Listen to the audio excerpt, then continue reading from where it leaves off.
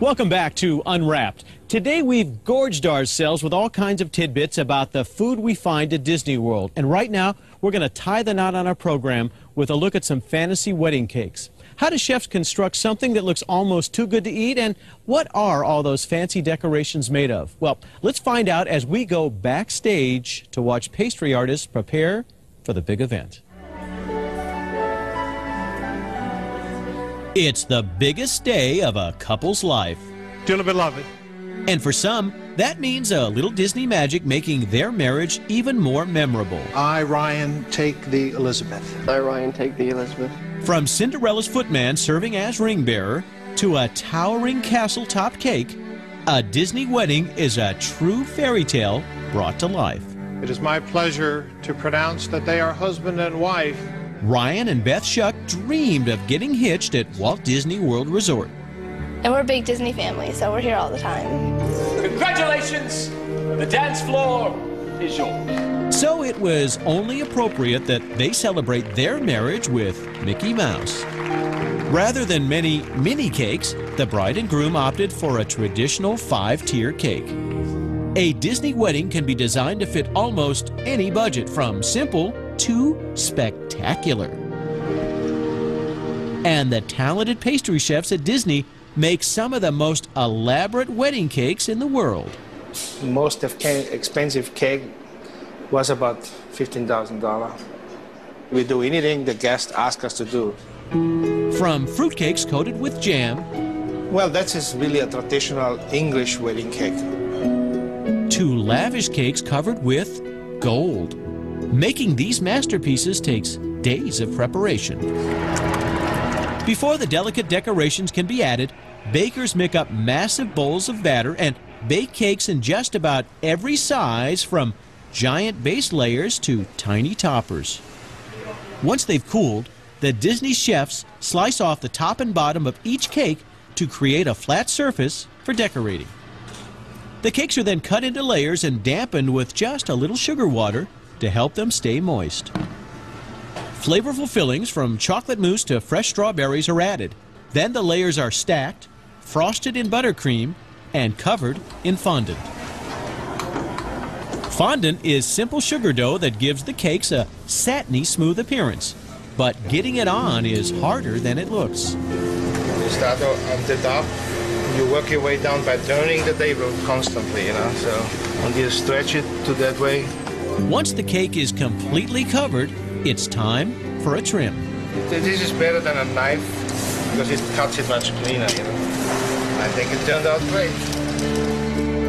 Besides covering the cakes, fondant can also be shaped into just about anything, from delicate flowers to puffy clouds. To create this effect, powdered food coloring is mixed into the clay-like fondant, then it's rolled flat. I've just got to cut some cloud shapes out of this. The clouds are then attached to the cake with a dab of water. The top of this cake will have a white chocolate castle, so this is going to make it look as though the castle's in the clouds. And the finishing touch. At Disney, there's even a special cake painter. I'm an artist that paints with chocolate. Jean Erskine transforms wedding cakes into works of art. I'm actually painting right on the cake itself. Jean uses melted cocoa butter mixed with food coloring to custom blend her paints. She's even able to match her design to the bride's dress. I've taken it right off the bodice of the gown. One of the favorite wedding cakes at Disney stars the world's most famous mouse. We're using a stamp, and then you put it in a powder, and you stamp the side of the cake with used to be a pin. It's a Disney pin that we used to wear. If you look closely, you might find a mini O'Donnell that has sneaked its way onto the cake.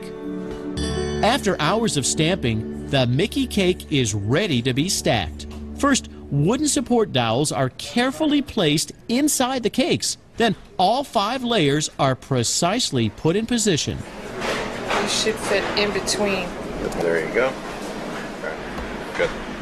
Silver ribbon and a white chocolate Cinderella's castle create the finishing touch. It's done. Finally, it's time for this 80-pound masterpiece to take center stage. It takes 3 people to cautiously move the cake from the bakery to the wedding reception. No, we've never dropped a cake. The bride and the groom always get the first look. Oh my gosh. Oh, it's perfect. There's Donald Duck and Mickey's in it.